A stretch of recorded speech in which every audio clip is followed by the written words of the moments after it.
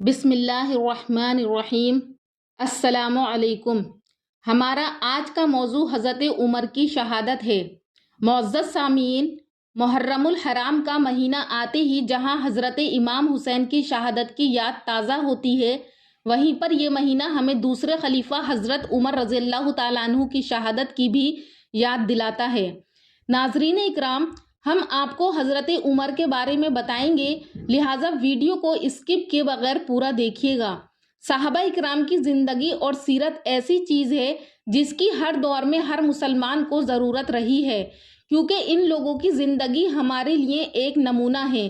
ان صحابہ اکرام کے ذریعے سے ہی اللہ تعالیٰ نے اسلام کو پوری دنیا میں روشن کروایا۔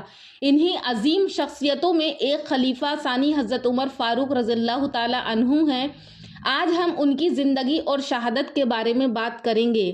حضرت عمر فاروق بہت زیادہ ذہین، سلیم طبیعت کے مالک تھے، بالغ النظر اور صاحب الرائے تھے۔ قرآن کریم میں متعدد احکام آپ کی رائے کے مطابق نازل ہوئے ہیں، جیسا کہ اذان کا طریقہ، عورتوں کے لیے پردے کا حکم اور شراب کی حرمت۔ آپ بہت زیادہ بہادر اور فصاحت میں ماہر تھے اور بہت صادق اور انصاف پسند بھی تھے۔ آپ کا ایک واقعہ مشہور ہے کہ ایک یہودی اور منافق میں کسی بات پر جھگڑا ہو گیا۔ انہوں نے آپ صلی اللہ علیہ وسلم سے فیصلہ کروایا تو آپ صلی اللہ علیہ وسلم نے فیصلہ یہودی کے حق میں دیا، تو وہ منافق اس فیصلے سے خوش نہ ہوا، تو پھر وہ حضرت سیدنا عمر کے پاس آیا اور کہا کہ آپ فیصلہ فرما دیں۔ مگر جب حضرت عمر رضی اللہ تعالیٰ عنہ کو معلوم ہوا کہ آپ صلی اللہ علیہ وسلم فیصلہ یہودی کے حق میں دے چکے ہیں اور اب منافق مجھ سے فیصلہ چاہتا ہے، تو اس پر حضرت عمر رضی اللہ تعالیٰ عنہ نے اپنی تلوار کو اٹھایا اور منافق کا سر قلم کر دیا۔ قرآن کریم نے سورہ نساء کے اندر اس فیصلے کی توثیق کی ہے اور مستقل طور پر یہ اصول ہو گیا کہ حضور صلی اللہ علیہ وسلم کا فیصلہ آخری ہے اور جو اس کو صحیح نہیں مانے گا وہ مومن نہیں ہے۔ حضرت عمر فاروق نے اسلام لانے سے پہلے ہی پڑھنا لکھنا سیکھ لیا تھا اور حضرت عمر فاروق کے خطوط اور کتابیں آج تک موجود ہیں، جن سے آپ کی علمی ذہانت کا پتہ چلتا ہے اور آپ کے عربی مقولے آج بھی ادب کی جان ہیں۔ ناظرین اکرام، امیر المومنین سیدنا حضرت عمر فاروق کے زمانے میں مسلمانوں کو بہت زیادہ فتوحات اور کامیابیاں حاصل ہوئیں۔ آپ نے قیصر و کسریٰ کو فتح کیا، شام، مصر، عراق، جزیرہ فارس، خراسان کے علاقے کو فتح کیا۔ آپ کے دور خلافت میں 3600 مساجد اور 4 جامع مسجد اور 900 علاقے فتح ہوئے۔ حضرت عمر فاروق نے اپنے دور خلافت میں بیت المال اور عدالتیں قائم کی۔ آپ نے سن اور تاریخ کو متعین کیا جو آج تک جاری ہے۔ نہریں، دریا اور شہر آباد کروائے، پیداوار پر محصول لگوایا اور محصول مقرر کیے، تاجروں کو ملک میں آنے کی اجازت دی، جیل خانہ قائم کیا، رات کو رعایا کے حال دریافت کرنے کا طریقہ نکالا، پولیس کا محکمہ قائم کیا، مدارس، مہمان خانے اور اس کے علاوہ بہت سے عظیم ترین کام انجام دیے۔ ناظرین اکرام، حضرت عمر فاروق رضی اللہ تعالیٰ عنہ کی تمنا شہادت کافی مشہور ہے۔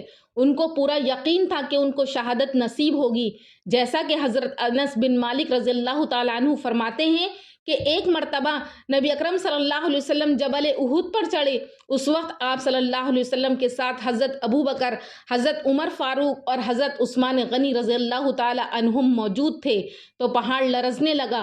حضور صلی اللہ علیہ وسلم نے پہاڑ پر اپنا پیر مار کر فرمایا کہ اے پہاڑ ٹھہر جا، تجھ پر اس وقت ایک نبی، ایک صدیق اور 2 شہید موجود ہیں۔ بخاری شریف کی ایک اور روایت ہے کہ حضرت عمر فاروق رضی اللہ تعالیٰ عنہ کے آزاد کردہ غلام فرماتے ہیں کہ امیر المومنین سیدنا عمر فاروق رضی اللہ تعالیٰ عنہ شہادت کے لیے دعا فرمایا کرتے تھے۔ معزز سامعات، حضرت عمر بن میمون بیان کرتے ہیں کہ جس دن حضرت سیدنا عمر فاروق رضی اللہ تعالیٰ عنہ زخمی ہوئے، میں اس دن نماز فجر کی صف میں موجود تھا۔ حضرت عمر فاروق کی عادت تھی کہ جب وہ مسجد میں آتے اور صفوں کے پاس سے گزرتے تو کہتے کہ برابر ہو جاؤ، اور یہ کہہ کر اس دن آپ آگے بڑھے اور نماز پڑھائی۔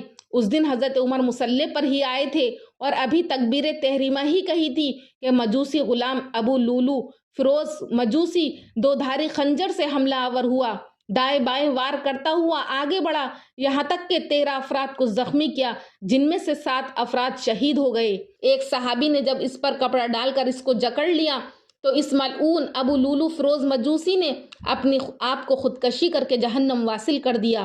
ادھر حضرت عمر نے حضرت عبد الرحمن بن عوف کا ہاتھ پکڑ کر نماز کے لیے آگے کیا۔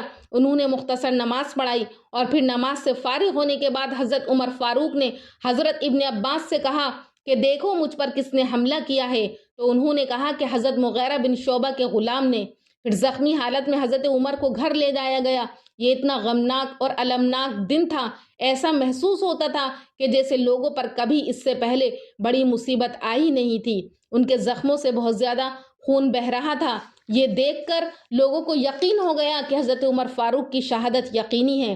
امیر المومنین حضرت عمر فاروق رضی اللہ تعالیٰ عنہ نے پھر اپنے بیٹے سے عرض کیا کہ دیکھو میرے اوپر کتنا قرض ہے، تو ان کے قرض کو دیکھا گیا اور ان کے قرض کی ادائیگی کا حکم دیا گیا۔ اور اپنے بیٹے سے انہوں نے کہا کہ تم ام المومنین حضرت عائشہ صدیقہ رضی اللہ تعالیٰ عنہا کے پاس جاؤ، ان کو میرا سلام کہنا اور یہ کہنا کہ عمر اپنے دونوں ساتھیوں کے ساتھ دفن ہونے کی اجازت چاہتا ہے۔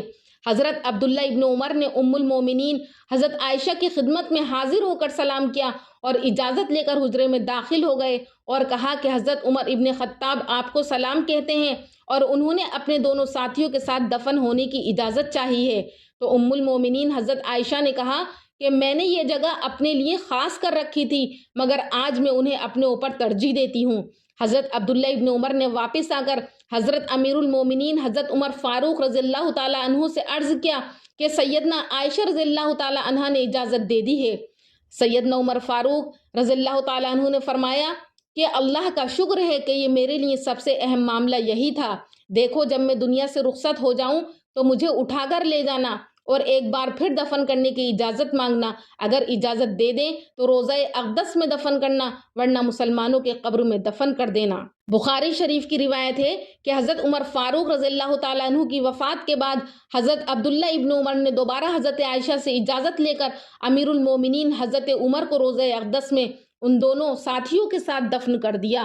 حضرت عمر بن میمون فرماتے ہیں کہ جب حضرت عمر پر حملہ ہوا تھا تو وہ قرآن کی تلاوت کر رہے تھے۔ مشہور تاریخی روایت میں یہی بات ثابت ہے کہ 26 ذو الحجہ کو نماز فجر میں سیدنا اعظم عمر فاروق رضی اللہ تعالیٰ عنہ پر ابو لولی مجوسی نے ملعون نے حملہ کیا اور آپ 3 دن تک بستر مرگ پر رہے اور یکم محرم کو امیر المومنین نے جام شہادت نوش کیا۔ صحیح قول کے مطابق اس وقت ان کی عمر 63 سال تھی۔ حضرت صہیب رومی نے آپ کی نماز جنازہ مسجد نبوی میں ادا کی اور علامہ ابن جوزی لکھتے ہیں کہ حضرت عمر کی قبر میں 4 افراد اترے اور یوں امیر المومنین سیدنا حضرت عمر فاروق کی تدفین حجرہ نبوی سیدنا محمد صلی اللہ علیہ وسلم میں مکمل ہوئی۔ اللہ تعالیٰ سے دعا ہے کہ اللہ تعالیٰ آپ کی قبر مبارک پر اربوں خربوں رحمتیں نازل فرمائے۔ انشاءاللہ پھر حاضر ہوں گی ایک نئے ٹاپک کے ساتھ، تب تک کے لیے اللہ حافظ۔